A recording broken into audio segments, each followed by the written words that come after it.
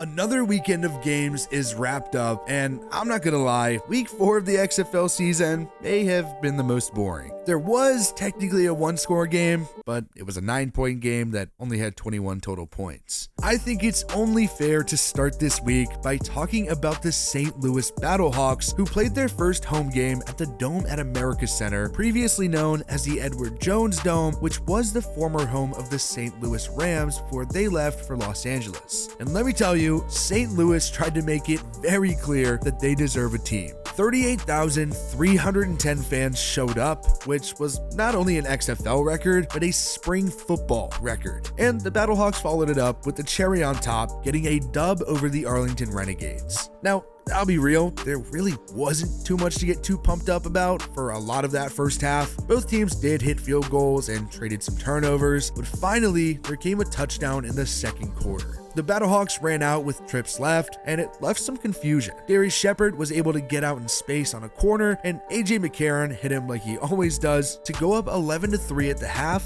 following a Brian Hill 2-point conversion. It seems like the popular thing to do is to go for 2, which yardage and points-wise, it does make sense. Brian Hill scored a rushing touchdown in the third quarter to put St. Louis up 17-3, and that was the score heading into the fourth. Obviously, that put the game pretty much out of reach for the Arlington Renegades, especially with the way their offense has been. Frankly, it's kind of been hard to watch. Luckily, the Guardians are kind of the team to prop everyone up and make them look at least somewhat competent. But the Renegades' offense does still suck, don't get it twisted. Devion Smith punched it in the fourth for the Renegades, and eventually made it a 6-point game after Smith threw a conversion to Sal Cannella. I do want to backtrack a little bit though, because one of my favorite plays of the week came on that drive. Kyle Slaughter threw it up and got absolutely drilled, and the ball was up to Caleb Van Der Esch, which, yes, he is related to Leighton Van Der Esch, but it looks like the ball is actually picked off at first, but Van Der Esch just somehow kind of strong arms him and takes it away.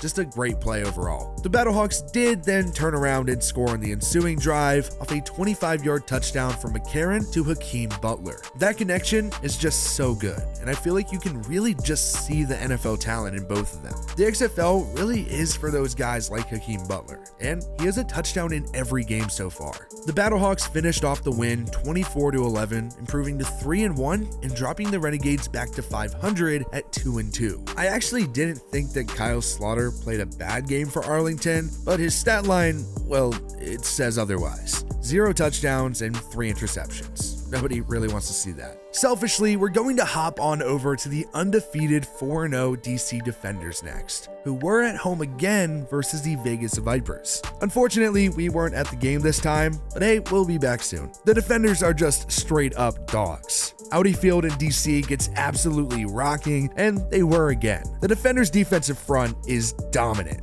and they continue to dominate. The Defenders recovered a fumble early and quickly turned it into a D'Eriq King rushing touchdown.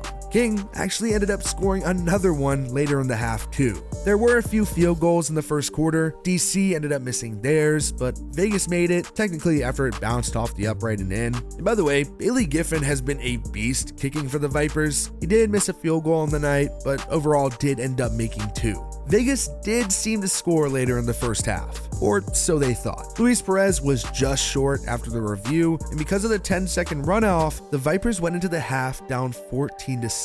And I'll just say, Rod Woodson was fired up, and I can't help but feel bad for the guy. Also, just for some context, Luis Perez did end up coming in and playing the majority of the game after Brett Hundley was injured. Vegas did quickly get some good fortune after a fumble on the kickoff from the Defenders, and honestly, it was a pretty nasty day, and the weather definitely played a role in fumbles, dropped passes, and slipping, and just falling in general. Vegas did make things interesting though. A 26-yard Cinque Sweeting touchdown put Vegas in striking distance, but then DC shut the door and hit their second field goal of the half to go up 23-12. I said the weather played a factor, and I'd say it really hurt Vegas. Sweeting ended up slipping on a route, and it was picked off by DC and what was literally a layup of a pick. It actually turned into a D'Eriq King touchdown pass. Yes, a passing touchdown by D'Eriq King. Shocker. Sweeting did catch another touchdown for the Vipers late, but by then it was already over. The Defenders move on to 4-0, while Vegas is 0-4. Of course, I have to bring up the legendary Beer Snake.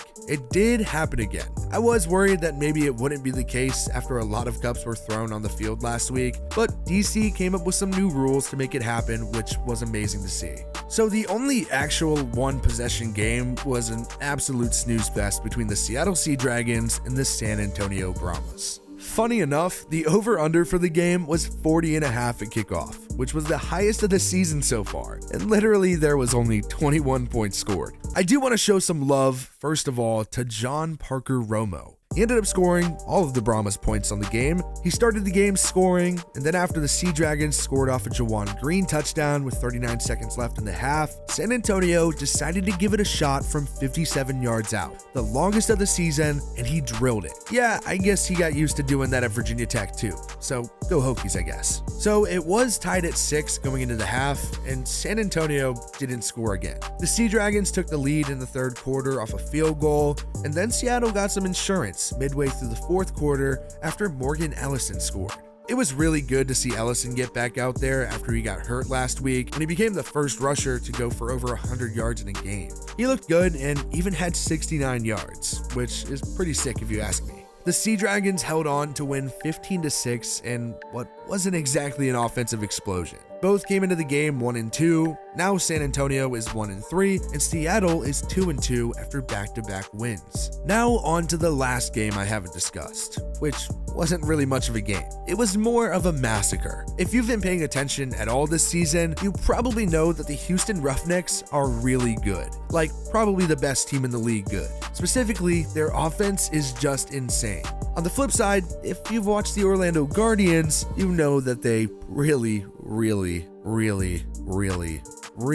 suck. Orlando is truly terrible, and I'm starting to wonder if they'll ever even win a game at all this season. They certainly didn't put up much of a fight in week 4. Houston improved to 4-0, while the Guardians are now 0-4 after getting blown out 44-16. I will say, while the Guardians and Vipers share the same record, it's important to point out that Orlando is far worse than Vegas is. They're truly the worst team in the league and very hard to watch. On that note, let's talk about the game. The Roughnecks got off to a hot start and just never actually cooled off. In fact, the Roughnecks essentially had to slow down on their own after going up 20-0 in the first quarter. Yes, the first quarter. Brandon Silvers had one hell of a game. Silvers ended up 24 of 30 for 239 yards and 3 touchdowns without an interception. He's literally manning the best offense in the league right now and looks good week in and week out. Okay, finally time to talk about by far the best play of the week. In the XFL, you can throw 2 forward passes as long as the first one doesn't cross the line of scrimmage. And we finally got to see one live in action once Silvers hit Jontre Kirkland, who turned around and threw it to Deontay Burnett for the score. Kirkland also caught a touchdown in the win too. Meanwhile, Travell Harris had 83 yards and 2 touchdowns receiving, and Dijon Lee had 45 yards and 2 touchdowns rushing. Obviously, the Guardians had a rough outing, but Paxton Lynch did end up with a pretty cool 81-yard touchdown to Charleston Rambo, which, by the way, is just straight up a beast name. His other touchdown went to Jalen Smith, not the Giants linebacker, but that would have been cool too. Anyways, long story short, the Roughnecks are insane, the Defenders keep on defending that undefeated record, and the Guardians suck, like really bad. So yeah, see you next week.